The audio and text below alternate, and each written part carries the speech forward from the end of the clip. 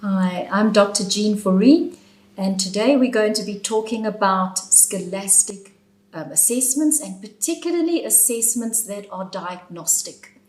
So a diagnostic assessment is one where you are trying to determine what the level is that the child is functioning at in school with regards to their reading, writing, spelling, and maths.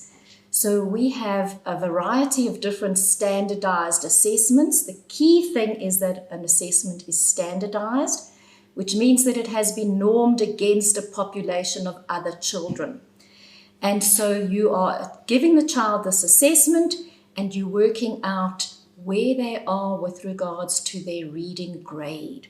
So for instance, a child could be in grade 4, but they can be reading at a grade 1 or a grade 2 level.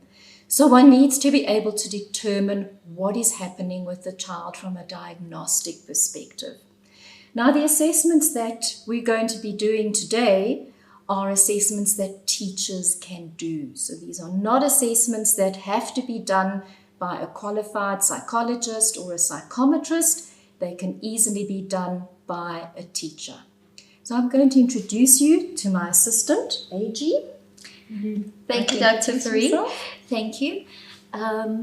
So Dr. Jean has basically given an introduction of what a diagnostic baseline assessment is and why it is so important as well as effective into including it in mainstream and private school settings.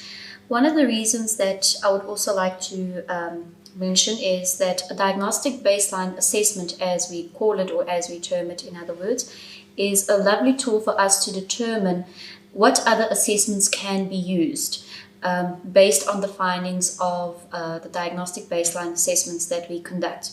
Today we're going to be, myself and Dr. Jean will be introducing the assessment called the SE Reading and Spelling Test. Now the SE Reading and Spelling Test is standardized particularly for the South African population, and it is a baseline assessment for learners from grade 1 right up until grade 7 level. So the test includes exploring abilities in terms of reading and spelling for those cohort of learners. Okay, so the test has been standardized, it has been normed against a large population of learners, and it was started and developed by the Department of Education in the Orange Free State. So it is normed for our South African population, and a lot of assessments are not valid for South African learners, and this is one that is. So it's called the SE, ESSI, and it is available for learners who are from grade 1 up to grade 7.